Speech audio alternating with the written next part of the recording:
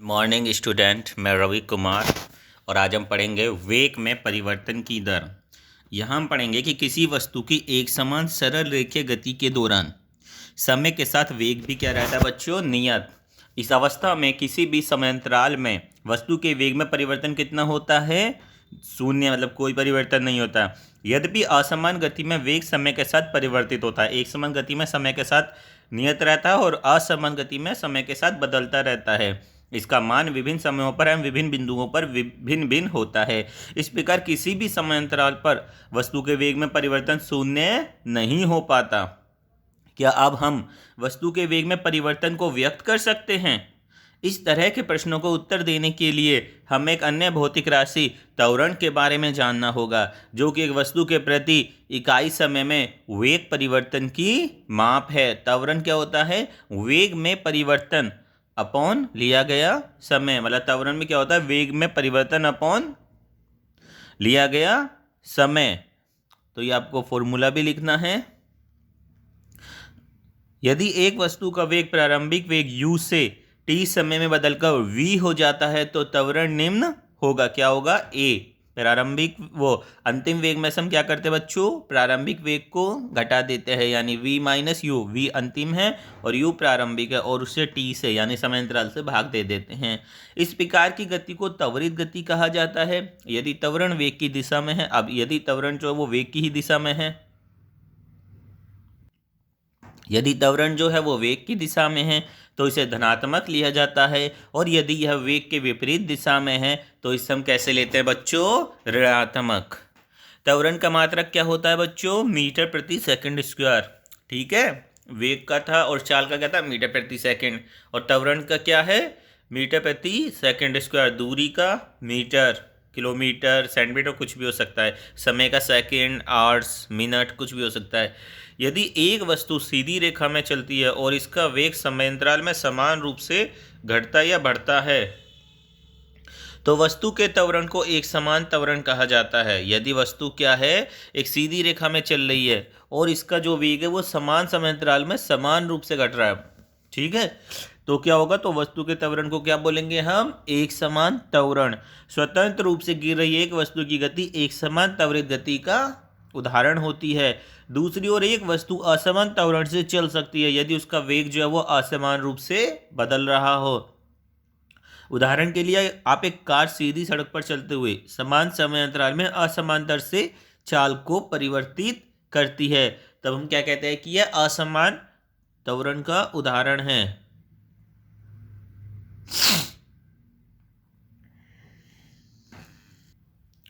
अब है बच्चों, आप दैनिक जीवन में बहुत प्रकार की गतियों को देखते होंगे, जिनमें प्रमुख क्या है? गति की दिशा में त्वरण है, त्वरण गति की दिशा के विरुद्ध है, या एक समान है या असमान है।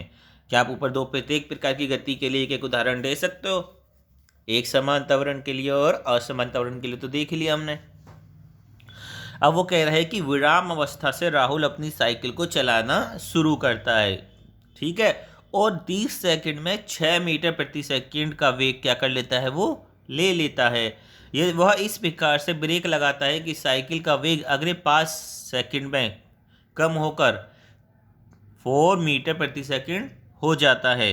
अब वो क्या कह रहा है कि किस तरीके से वेग लगाता है कि 5 सेकंड में 4 मीटर प्रति सेकंड हो जाता है। पहले कितना था? 6। तो दोनों स्थितियों में साइकिल के त्वरण की गणना कीजिए। देखो यह पहली स्थिति में देखो वो कह रहा है विराम अवस्था से चलना स्टार्ट कर रहा है। जब कोई वस्तु विराम अवस्था से चलना स्टार्ट कर रही है बच्चों तो उसका प्रारंभिक वेग कितना होगा? 0, और अंतिम वेग कितना होगा? 6 मीटर प्रति सेकंड, ठीक है, क्योंकि और वो कितना ले लेता है? 6 मीटर प्रति सेकंड, यानी यू हो गया पहले 0 एंड देन हो गया आपका 6। अब समय क्या था हमारा? कितने सेकंड में हुआ ये? 0 से 6 कितने सेकंड में हुआ? 30 सेकंड में, ठीक है। अब यही लगा लो, यहाँ पर क्या आएगा? त्वरण बराबर प्रारंभिक वेग माइनस अंतिम वेग माइनस प्रारंभिक वेग अपॉन समय अंतराल। तो अंतिम वेग बच्चों यहाँ पर v है और प्रारंभिक वेग u और समय अंतराल t है, तो अंतिम वेग क्या है बच्चों? यहाँ पर 6 इस कंडीशन में, और प्रारंभिक वेग कितना बच्चों? 0, ठीक है, और समय अंतराल कितना होगा बच्चों? 30 सेकंड। तो जब आप 6 में से 0 घटाएंगे, ठीक है, 6 में से आप 0 घटाएंगे, ठीक है, तो कितना आएगा आपका 6। और जब आप उसे 30 से डिवाइड करेंगे, यानी 6 एकम 6 और 6 पंजे कितने होते हैं बच्चों, 30। तो 1/5 और 1/5 को आप हल करेंगे तो क्या आएगा, ना जाने की 0 पॉइंट लगाएंगे, 0 बढ़ा देंगे 1 के बाद, तो क्या हो जाएगा 5 दूनी 10, यानी 0.2 मीटर प्रति सेकंड स्क्वायर। अब दूसरी अवस्था में, ये तो पहले ही कंडीशन में उसका क्या है बच्चों, त्वरण, दोनों स्थिति में पूछा है। दूसरी स्थिति में बच्चों उसका प्रारंभिक वेग कितना था, यहां आप देखोगे कि अब है उसका प्रारंभिक वेग 6, ठीक है, दूसरी कंडीशन के लिए। अब 6 से उसने ब्रेक लगाया कि उसका अंतिम वेग कितना हो गया 4, ठीक है, और कितना समय लगा उससे ये करने में, 5 सेकंड। तो समझ आ गया ना कि समय वेग कैसे लेना है। तो अब यहाँ क्या होगा कि अंतिम वेग तो 4 है, ठीक है, माइनस प्रारंभिक वेग 6 है, अपॉन 5 आ जाएगा। तो आंसर बच्चों माइनस में आ जाएगा, माइनस, जब 6 में से 4 गया 2, ठीक है, तो 2/5 आप करोगे, माइनस के 2/5 तो 5 0 0 5 चौक 20, तो 0.4 आंसर आ जाएगा, 0.0, ठीक है। तो क्या आएगा आपका, 4 में से 6 -2, ना जाने की जो पॉइंट लगाया, ठीक है। अब आप क्या 0 बढ़ा दोगे तो क्या जाएगा आपका 0.4, यानी माइनस के 0.4 मीटर प्रति सेकंड स्क्वायर। साइकिल का त्वरण पहली स्थिति में कितना था बच्चों, 0.2 मीटर प्रति सेकंड, और दूसरी स्थिति में कितना बच्चों, 0.4 मीटर प्रति सेकंड। यहाँ पर इसने ये गलत लिख दिया, तो आप ऐसी गलती मत करना। इसने यहाँ जो है, यहाँ पर 0, जब ऊपर 0.4 है तो नीचे भी 0.4 ही आएगा, 0.04 नहीं आएगा। अब ये कह रहा है बच्चों, आप किसी वस्तु के बारे में कब कहेंगे कि वह एक समान त्वरण से गति में है, वह असमान त्वरण से गति में है, ठीक है। तो आप ऊपर देख के बता देंगे, ये तो आप खुद ही कर लेंगे। ये क्वेश्चन आपको करना है बच्चों। एक बस की गति 5 सेकंड में 80 किलोमीटर से घटकर 60 किलोमीटर हो जाती है, ठीक है। तो बस का त्वरण ज्ञात करना है। यहाँ पर बच्चों समय अंतराल कितना दिया है, 5 सेकंड, जैसा कि आप देख सकते हैं। और प्रारंभिक वेग, गति हो या कुछ हो, तो प्रारंभिक वेग कितना दिया बच्चों, 80 किलोमीटर प्रति घंटा, ठीक है। यहाँ पर कितना दे रखा है, 80 किलोमीटर प्रति घंटा, यानी यू। और अंतिम वेग कितना दे रखा है, वी, 60 किलोमीटर प्रति घंटा। तो आप 80 में से 60 घटाएंगे, ठीक है, और उसे डिवाइड कर देंगे 5 से। लेकिन बच्चों यहाँ पर क्या है, किलोमीटर प्रति घंटे को आपको मीटर प्रति सेकंड में भी बदलना है। तो आप क्या करोगे, इसके 2 तरीके होते हैं, मैं आपको बताता हूँ। देखो, पहला क्या तरीका होता है बच्चों कि 1 किलोमीटर में इसने दिया किलोमीटर और आवर्स, तो हमें पता है कि 1 किलोमीटर में 1000 मीटर होते हैं और आवर्स में 3600 सेकेंड होते हैं। तो हम क्या करेंगे, 80 गुणा 1000, ठीक है, अपॉन में 3600। लेकिन जब आप ये इन्हें मतलब जैसे 1000 अपॉन 3600 को आप हल करोगे तो क्या आएगा, देखो मैं आपको बताता हूँ बच्चों। यहाँ पर हम आपको बताएंगे। देखो, मान लीजिए कि आप क्या करते हो, आपने ऐसे लोगे, ठीक है, 80 गुणा 1000 मीटर प्रति सेकंड बदलने के लिए, और ये हो जाएगा 3600। अब एक चीज़ मैं आपको एक तरीका बताता हूँ, इस 2 से ये 0 कट जाएगा बच्चों, यहाँ आएगा 5 दूनी 10, नहीं आप दोगे से 2 से, 2 पंजे 10, तो यहाँ जाएगा 5 और यहाँ जाएगा 2 कम 2, 2 18 36, ठीक है। अब बच्चों क्या करते हैं हम कि हम इन सब चीज़ों को भूल जाते हैं। तो हम देखते हैं कि जब हम इतने को 1000/3600 को हल कर रहे हैं ना, तो हमें कितना प्राप्त होगा, 5/18। तो आप क्या कीजिए कि 80 को केवल मल्टीप्लाई कीजिए किससे, 5/18 से सोल्व कर दीजिए, काम खत्म, आपका समय भी बचेगा, ठीक है। उसी तरीके से आप 60 किलोमीटर प्रति घंटे को भी क्या करोगे, मल्टीप्लाई करोगे 5/18 से। और उसके बाद जब आप इन दोनों को हल कर लेंगे, 80 गुणा 5/18 और 60 गुणा 5/18, वो वाली वैल्यू आएगी। देखो 80 गुणा 5/18 वो आएगी आपकी क्या, यू की वैल्यू, उसे हल करने के बाद जितनी भी वैल्यू आएगी। फिर आएगी आपकी 60 गुणा 5/18, वो आएगी आपकी वी की वैल्यू। तब जो वैल्यू आएगी उससे आप u माइनस वी करेंगे, सॉरी v माइनस यू करेंगे, अपॉन में 5 सेकंड। तो इस तरीके से हल करना, नहीं हो तो बच्चों पूछना, लेकिन इस सवाल को सभी की कॉपी में मुझे चाहिए। एक रेलगाड़ी स्टेशन से चलना प्रारंभ करती है और एक समान त्वरण के साथ चलते हुए 10 मिनट में कितने किलोमीटर की चाल प्राप्त करती है, 40 किलोमीटर प्रति घंटा। ठीक है। इसका त्वरण ज्ञात कीजिए। हमें क्या बताना है बच्चों, इसका त्वरण। वो कह रहा है एक गाड़ी, ये रेलगाड़ी स्टेशन से चलना प्रारंभ करती है और एक समान त्वरण के साथ करती है। तो देखो जब उसने चलना प्रारंभ किया होगा तो बच्चों उसका प्रारंभिक वेग तो 0 होगा यानी u, और अंतिम वेग उसने दे रखा है 40, तो और 10 मिनट दे रखा है। अब देखो बच्चों क्या करोगे आप कि 40 में से आप 0 घटा देंगे और अपॉन में 10, लेकिन यहाँ क्या है कि 10 मिनट में दे रखा है और ये दे रखा है किलोमीटर प्रति आवर्स में। तो बच्चों आपके पास दो तरीके हैं, इस पूरे को ही आप सेकंड में और मीटर में आप बदल लेंगे। जैसे 10 मिनट को आप कर देंगे, 1 मिनट में कितने सेकंड होता है 60, तो 10 मिनट में कितने होंगे 10 गुणा 60 यानी 600 सेकंड, और इसे आप 5/18 से मल्टीप्लाई कर ही देंगे। ठीक है, तो जो आंसर आएगा, जैसे इसे आप करोगे 5/18 से मल्टीप्लाई, तो आप हल जब करोगे 5/18, जो भी आंसर आएगा उसमें से क्या करोगे, उसमें से 0 घटा के अपॉन 600, तो जो भी आंसर आएगा उसका वो आप त्वरण लिख दोगे। या इसका ये भी तरीका है कि 10 मिनट में केवल आप 60 से डिवाइड कर दीजिए। ठीक है, क्योंकि 1 घंटे में कितने मिनट होते हैं 60। ठीक है, तो 1 मिनट में कितने घंटे निकालेंगे 10/60।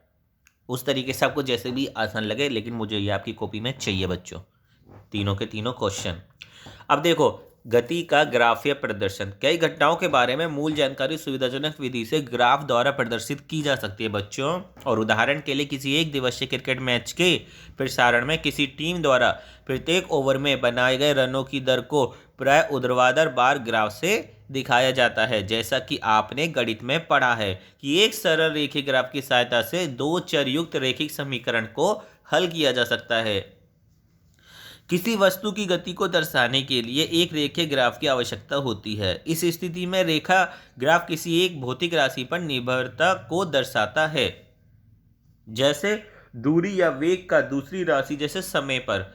दूरी समय ग्राफ। अब क्या है बच्चों, समय के साथ देखो, समय के साथ किसी वस्तु की स्थिति परिवर्तन को एक सुविधाजनक पैमाना अपनाकर दूरी समय ग्राफ द्वारा व्यक्त किया जाता है। इस ग्राफ में समय को हम किससे दर्शाते हैं बच्चों, ये एक्स एक्सिस से, ये 0 से लेके एक्स एक्सिस से दर्शाता है ये समय। ठीक है, और जो वाई अक्ष है वो क्या दर्शाएगा, वो दूरी दर्शाएगा जो ऐसे आपका है। अब दूरी समय ग्राफ को विभिन्न अवस्थाओं में प्रदर्शित किया गया है, जैसे वस्तु एक समान चाल या असमान चाल से चल रही है किसी भी तरीके से, या विराम अवस्था में है। तो हम जानते हैं कि जब कोई वस्तु समान दूरी समान समय अंतराल में तय करती है तब इसकी चाल क्या होती है, एक समान चाल। वस्तु के द्वारा तय की गई दूरी के लिए समय के समानुपाती होती है। इस प्रकार एक समान चाल के लिए समय के साथ तय की गई दूरी का ग्राफ एक सरल रेखा है। ठीक है, एक समान चाल के साथ, एक समान चाल है इसलिए सरल रेखा है। क्यों है, क्योंकि वस्तु के द्वारा तय की गई दूरी लिए गए समय की क्या होती है, समानुपाती। इस प्रकार एक समान चाल के लिए समय के साथ तय की गई दूरी क्या है बच्चों, एक सरल रेखा है ग्राफ में। ग्राफ का ओ बी भाग यह दर्शाता है कि दूरी जो वो एक समान दर से बढ़ रही है। ये जो ओ बी ग्राफ है आपका, ठीक है, पहले यहाँ नहीं फिर आपकी यहाँ पर आ जाएगी। देखो आप देखोगे ना कि पहले ये यहाँ बढ़ रही है, फिर दूसरी भी आपकी 1 पॉइंट नीचे बिल्कुल वहीं बढ़ी है, फिर तीसरी भी वहीं बढ़ी है, फिर चौथी भी वहीं बढ़ी है। तो क्या कर रही है, ये समान दर से बढ़ रही है। यदि आप वाई अक्ष पर विस्थापन का परिमाण तय की गई दूरी के बराबर ले तो आप एक समान चाल के स्थान पर एक समान वेग का पद भी प्रयोग कर सकते हैं। अगर हम इसे लेंगे तो क्या करेंगे, एक समान वेग भी हम ले सकते हैं कि 10, 20, 30 कैसे कैसे बढ़ रहा है वो। अब हम दूरी समय ग्राफ का प्रयोग वस्तु की चाल ज्ञात करने के लिए कर सकते हैं। ऐसा करने के लिए चित्र 8.3 में दिए गए दूरी समय ग्राफ के ए बी को भाग को लें। ठीक है, ए और बी भाग को। अब क्या है, बिंदु ए से एक्स अक्ष के समांतर एक रेखा तथा बिंदु बी से वाई अक्ष के समांतर एक रेखा खींच लीजिए। ठीक है, बिंदु ए से एक्स अक्ष के समांतर एक रेखा और बिंदु बी से वाई अक्ष के समांतर एक रेखा खींच ली हमने। ठीक है बच्चों, ये दोनों रेखाएं बिंदु सी पर मिलकर एक त्रिभुज बनाती हैं। ये दोनों रेखाएं बिंदु कहाँ पर मिलती हैं? ये देखो, ए से एक्स अक्ष के समांतर खींच ली और बी से वाई अक्ष के समांतर खींच ली, तो ये क्या बना रही है यहाँ पर बच्चों? एक त्रिभुज, ये वाला, ये जो ए बी सी त्रिभुज बन गया। अब ग्राफ पर ए सी समय अंतराल को बताता है। ग्राफ जो है वो क्या बताएगा? ए सी क्या हो गया बच्चों? समय अंतराल, ये आ गया ना। अब क्या है? T2 माइनस T1, सिंपल सी बात है, बड़े में से छोटा घटा देंगे। जबकि BC दूरी S2 माइनस S1, देखो ये तो समय अंतराल को बता रहा है, ये किसे बता रहा है? BC, S2 माइनस S1, ये S2 में से S1 मतलब अंतिम में से प्रारंभिक। अब अतः वस्तु की चाल निम्न प्रकार से व्यक्त की जा सकती है। अब देखो हमारे पास क्या है? चाल बराबर होता है दूरी बट्टे समय, तो दूरी हमारी कैसे हो रही है? S2 माइनस S1 और समय हो गया T2 माइनस T1। तो इस तरीके से भी हम क्या कर सकते हैं बच्चों? वेग को प्राप्त कर सकते हैं। हम त्वरित गति के लिए भी दूरी समय ग्राफ अंकित करते हैं। 8.2 एक प्रकार के द्वारा 2 सेकंड के समांतराल में तय की दूरी को प्रदर्शित करती है। तो इस तरीके से भी आप क्या है बच्चों? निकाल सकते हो वेग। तय की गई दूरी 0 में 0, 2 में 1, ठीक है, कितना? 2 सेकंड में आपका 1 किलोमीटर दूरी तय कर रही है वो। उस तरीके से आप निकाल सकते हो। इस तरीके से इसने ये बना दिया आपका इस ये जो चार्ट है। देखो 2 पर पहले क्या? 0 पे 0, वो 0 पे 0 लोगे तो ये ले लिया इसने सबसे नीचे 0 पे 0, फिर 2 पे 1 ले लिया इसने, देन इसने 6 पर 9 लिया। अगर आप नीचे ये 6 लोगे, ठीक है, तो इसने 6 पे कितना लिया है बच्चों? 9 ले लिया है। आपका समय है इसका 6 और वो ले लिया इसने, ये देखो जो नीचे जा रहा है 9 पे आ गए। इस तरीके से इसने बना रखा है। तो कार की गति के लिए दूरी समय ग्राफ चित्र 8.4 में दिखाया गया है। ध्यान दें कि इस ग्राफ की आकृति 8.3 में दिए गए ग्राफ से भिन्न है। इस ग्राफ की प्रकृति समय के साथ कार द्वारा तय की गई दूरी को आरेखीय परिवर्तन दिखाता है। इस प्रकार 8.4 में दिखाया गया ग्राफ असमान चाल को व्यक्त करता है। अब क्या होता है बच्चों? वेग समय ग्राफ। देखो ये था हमारा असमान चाल से गति किस प्रकार का ग्राफ बनता है, तो इस तरीके से बनेगा। एक समान का हमने ऊपर देख लिया। अब बच्चों हमारा वेग समय ग्राफ क्या है बच्चों? वेग समय ग्राफ एक सरल रेखा में चल रही वस्तु के वेग में समय के साथ परिवर्तन को, देखो समय और ये वेग, ठीक है, परिवर्तन को वेग समय ग्राफ द्वारा दर्शाया जाता है। इसमें क्या होता है बच्चों? यह है आपका एक समान चाल से गतिमान किसी कार का वेग। अब इसमें एक समान चाल है तो इसमें क्या दिखाया गया है? दर्शाया जा सकता है। इस ग्राफ में समय को x पर और वेग को y अक्ष पर नीचे दिखा रखा है। यदि वस्तु एक समान वेग से गतिमान है बच्चों, तो समय के साथ वेग समय ग्राफ की ऊंचाई में कोई परिवर्तन नहीं होगा। यदि जो वस्तु है वो एक समान वेग से क्या है बच्चों? गतिमान, तो समय के साथ क्या है? वेग समय ग्राफ की ऊंचाई में कोई परिवर्तन नहीं होता बच्चों।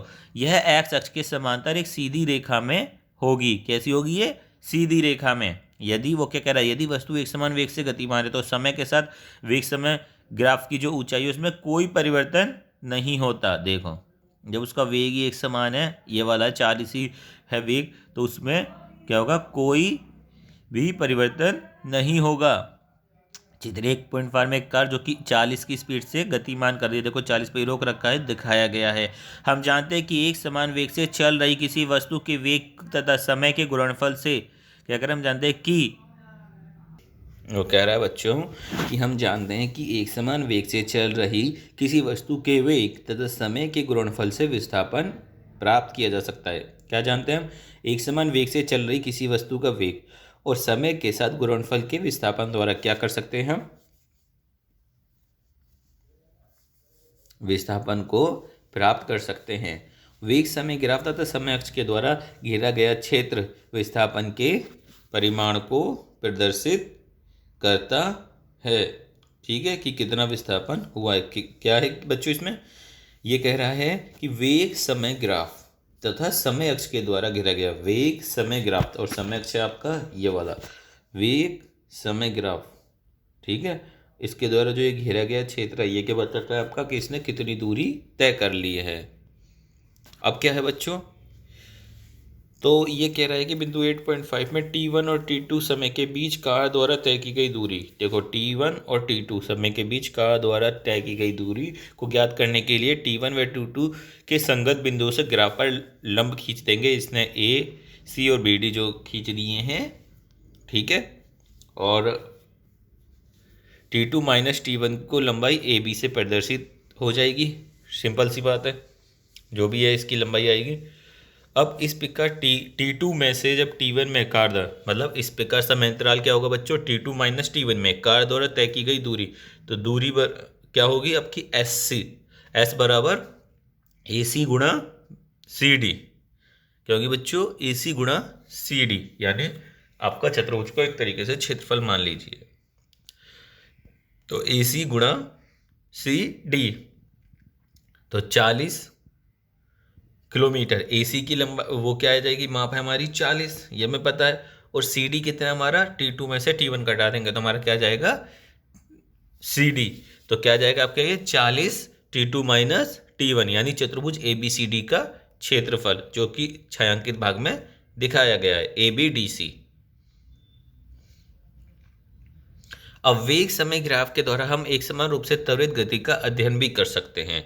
मान लीजिए कि एक कार के इंजन को जांचने के लिए सीधे मार्ग पर चलाया गया। माना कि चाल के साथ में बैठा एक व्यक्ति 5 सेकंड के बाद कार के स्पीडोमीटर का पाठ्यांक लेता है। कार का वेग विभिन्न समय पर मीटर प्रति सेकंड व किलोमीटर प्रति घंटे में सारणी 8.3 में प्रदर्शित किया गया है। देखो ये है, समय 0 पे 0 था, 5 पे 2.5 और अगर किलोमीटर में लेंगे तो 9 था, ठीक है। इस तरीके से 10, 5, 18 था, 15 इस तरीके से लिया गया है। इस स्थिति में कार की गति के समय वेग ग्राफ 8.6 में प्रदर्शित किया गया है। ग्राफ की प्रकृति यह बताती है कि एक समान समय अंतराल में वेग में परिवर्तन क्या होता है बच्चों, समान रूप से। यहाँ 2.5, देखो 0 से 2.5 हुआ, 2.5 से 5 हुआ, फिर 5 से फिर 2.5 बढ़ा, 7.5, 7.5 से फिर 2.5 बढ़ा बच्चों तो 10 हो गया, 10 से फिर 2.5 बढ़ा तो 12.5, और इस तरीके से हो गया। उसी तरीके से 9 से 18, 18 से 9 27, 9 36, 36 9 45 और 9 54, ठीक है, समझ गए ना, एक समान उससे हो रहा है। ग्राफ की प्रकृति ये बताती है कि एक समान समय अंतराल में वेग में परिवर्तन समान रूप से होगा। इस प्रकार सभी एक समान त्वरित गतियों के लिए वेग समय ग्राफ सीधी रेखा में होगा। क्या होगा बच्चों, ग्राफ सीधी रेखा में, देख लो ये ओ से जो जा रहा है, 0 से ऐसे सीधी रेखा में ही जाएगा ग्राफ। अब क्या है कि आप कार के द्वारा तय की गई दूरी को वेग समय ग्राफ द्वारा प्राप्त कर सकते हैं। वेग समय ग्राफ का क्षेत्रफल दिए गए समय अंतराल में कार द्वारा तय की गई दूरी को बताता है। यदि कार एक समान वेग से गति करे तो ग्राफ में दर्शाए गए क्षेत्र ABCD द्वारा तय की गई दूरी को दर्शाएगा। चूंकि कार के वेग का परिमाण त्वरण के कारण परिवर्तित हो रहा है, अतः कार के द्वारा तय की गई दूरी वेग समय ग्राफ में प्रदर्शित क्षेत्र ABCD द्वारा व्यक्त की जाएगी। यानी S बराबर जो है वो है ABCDE का क्षेत्रफल, ठीक है। S बराबर क्या लिया जाएगा, ABCDE का क्षेत्रफल। तो इसमें एक तो हो जाएगा आयत का और एक हो जाएगा त्रिभुज का, यानी क्या हो जाएगा, एक तो हो गया आपका ABCD का क्षेत्रफल, है ना, और एक हो जाएगा आपका त्रिभुज AD का। तो त्रिभुज आयत का क्षेत्रफल जो होता है वो होता है AB गुणा BC, लंबाई गुणा चौड़ाई, और त्रिभुज का होता है 1/2 आपका AD यानी जो आपका बेस होता है, कुछ भी मान लीजिए कोई भी 2 गुणा DE। असमान त्वरण गति की स्थिति में वेग समय ग्राफ किसी भी आकृति का हो सकता है, जरूरी नहीं सीधी रेखा में हो या टेढ़ी रेखा में, कैसा भी हो सकता है। वेग समय ग्राफ को दर्शाता है जो कि वस्तु के गति को प्रदर्शित करता है। 8.7 ये रहा, ए में क्या है कि वेग समय ग्राफ को दर्शाता है जो कि एक वस्तु के गति को प्रदर्शित करता है, ये जो दिखा रहा है इस तरीके से, और जिसका वेग समय के साथ घटता रहता है। 8.7 बी में किसी वस्तु के वेग में असमान परिवर्तन का वेग समय के द्वारा दर्शाया गया है। अब देखो, एक ट्रेन की 3 विभिन्न स्टेशन ए बी सी पर आगमन और प्रस्थान के समय एवं स्टेशन ए से स्टेशन बी व सी की दूरी सारणी में दी गई है। मान लीजिए कि किन्हीं 2 स्टेशनों के बीच की दूरी की जो बीच ट्रेन की गति क्या है वो एक समान है। तो इस आधार पर वेग समय ग्राफ खींचेंगे और इसकी व्याख्या करेंगे, तो सीधा आना चाहिए। तो ये तब कर लोगे बच्चों, करके बताना कैसे करते हो। फिरोज और उसकी बहन सानिया अपनी साइकिलों से स्कूल जाते हैं। वह दोनों घर से एक ही समय पर प्रस्थान करते हैं और एक ही मार्ग से जाते हैं, फिर भी अलग अलग समय पर स्कूल पहुंचते हैं। 8.5 में उन दोनों के द्वारा अलग अलग समय में तय की गई दूरी को दर्शाया गया है। उन दोनों की गति एक ही पैमाने पर दूरी समय ग्राफ खींचें। तो देख लेना बच्चों, आप इसमें ग्राफ का कर सकते हो। देखो सिंपल होता है, नहीं होता वो तब मुझे बताना। 8 बजे 0, 8:05 पे 1, 0.8, इस तरीके से इन्होंने दे रखा है बच्चों।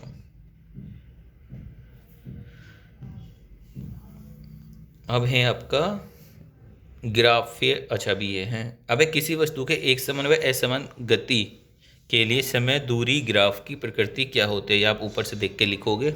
और बिल्कुल एक समान के लिए कैसे जाता है ग्राफ और असमान के लिए कैसा जाता है, ऊपर हमने पढ़ा, ढंग से पढ़ना दोबारा और समझ आ जाएगा। और इसका आंसर चाहिए मुझे।